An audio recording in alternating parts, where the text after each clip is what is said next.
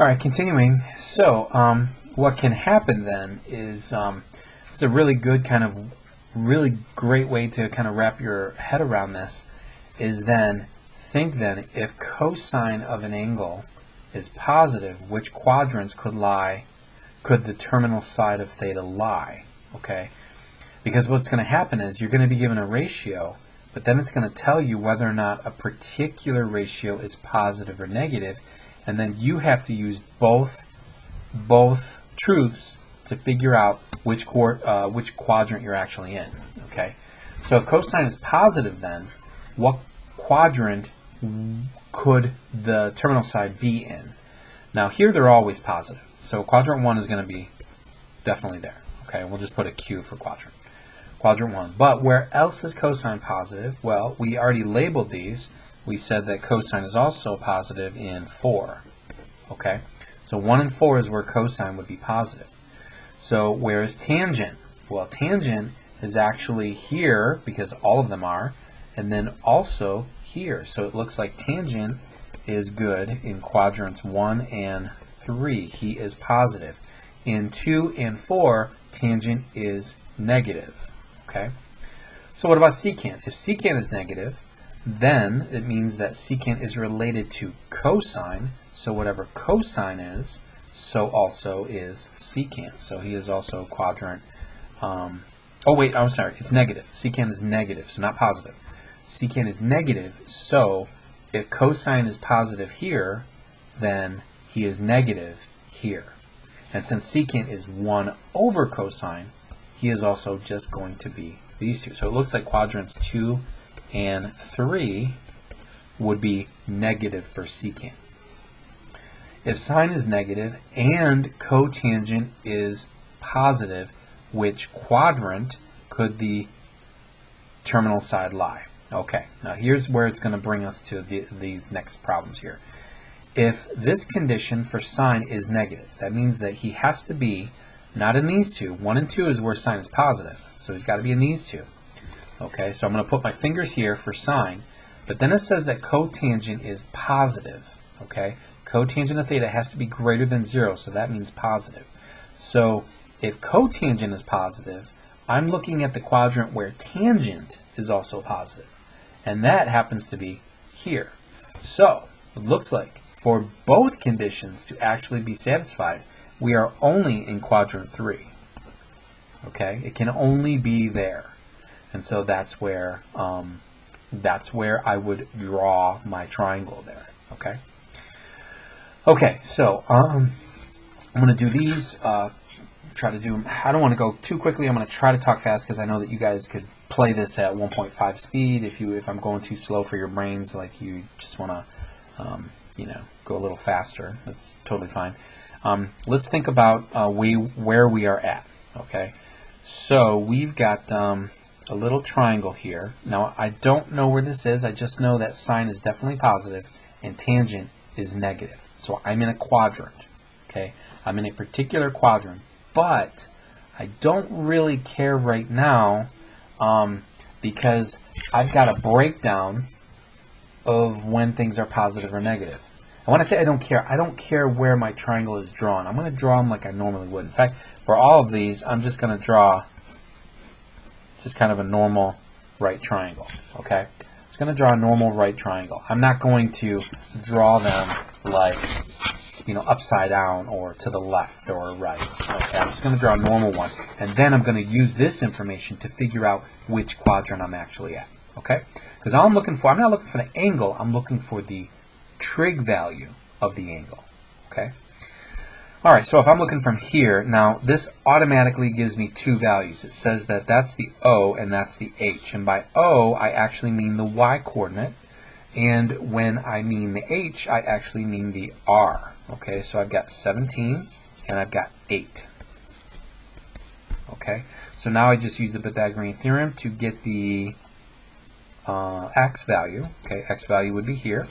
So this means that x squared plus y squared, which is 8 squared, has to equal 17 squared. All right, so let's get that real quick. Looks like x squared equals blah, blah, blah, blah. In my calculator, 225. So that means x equals, looks like, what is that, 15. It's 15. Okay. So now I've got all three values, okay? So that's great.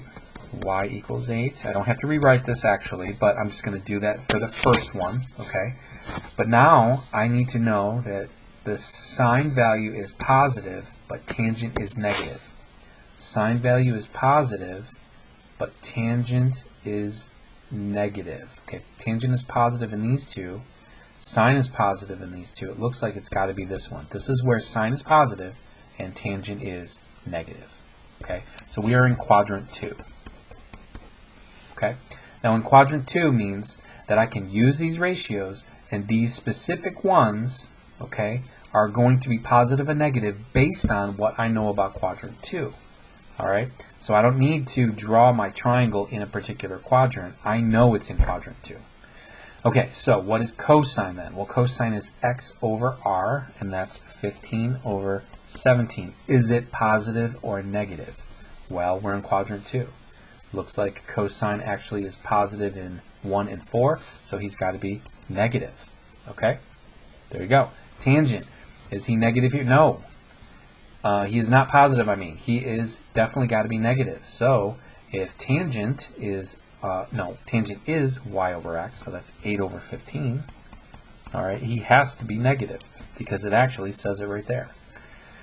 Now for cosecant, cosecant is the reciprocal of 17 over 8.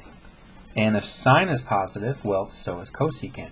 How about secant? Secant is the reciprocal of him, 17 over 15. And because cosine is negative, secant will be negative. Cotangent is the reciprocal of him, and because tangent is negative, cotangent will be negative. All right, and that's it. That's all set. That's what you've got four of these to do, you know, you just gotta type these in. Be real careful. And if you notice in the Google Sheet that you're going to be working with, when you want to type in a square root, just copy it from the upper cell.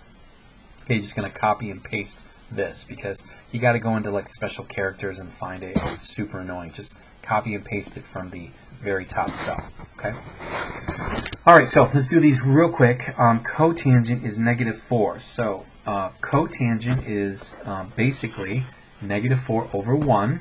And so we know that cotangent is actually x over y. Okay, so x over y, so this means 4 and 1. But notice that I took away the negative sign. I don't really care about that right now. Okay. All right, now the Pythagorean theorem is going to give me my r value. Okay. And that's going to be 16 plus 1. Let's take the square root. That's the square root of 17. Okay, cool. That means r now is square root of 17. And what I'm looking for is where cotangent is negative and where secant is positive. Okay. We can actually do this. Okay, that might help too, because we know that these guys have to be, they're just reciprocals, so if sine is positive, cosecant will be positive. Cosecant, or cosine is positive, secant will be positive. Okay, so this means then I'm looking for cotangent negative. Okay, it's got to be one of these two. I'm going to put my fingers here and here. And then I need secant to be positive. Secant is positive here. Okay, so of these two, this is the one that fulfills the second condition. So it looks like I'm in quad 4. Okay, all right. So pretty much, I've done all the heavy lifting. I just now put it into a ratio. Sine in the 4th quadrant. In fact, let me show you what we could do. If I know that sine is in the 4th quadrant, he's actually negative. I can put a negative sign right there. Cosine is positive. Tangent is negative. Cosecant is actually negative, and secant is positive. Okay, so we could actually just draw in a little two positives there. Now what that does is just kind of eliminates me having to really think too hard about this. I'm just going to now just grab the ratios that I was told to do, because I understand where the ratios sit with their positivity and negativity. Okay, we are at 10 minutes exactly, so let's do sine. Sine is, I don't think we need to do number 9. It's pretty much the same thing, and we are running out of time, so let's go. Sine is y over r, which, if I just do, that would be radical 17 over 17, once I simplify the denominator. Cosine is going to be x over r, which is 4 radical 17 over 17. Tangent is, well, if cotangent is negative 4, then tangent is the reciprocal of that, so that would be negative 1/4. Now notice I already labeled it negative, okay? Cosecant is then 1 over sine. It's the flip of sine, and so that would be radical 17 over 1, which is just radical 17. And then secant is then the reciprocal of this guy, so that would be radical 17 over 4. Alright, and that pretty much covers all the possibilities, and I'm going to go ahead and stop right there. You now have all the skills necessary to do the Google Sheets that is in Schoology. Have a good day.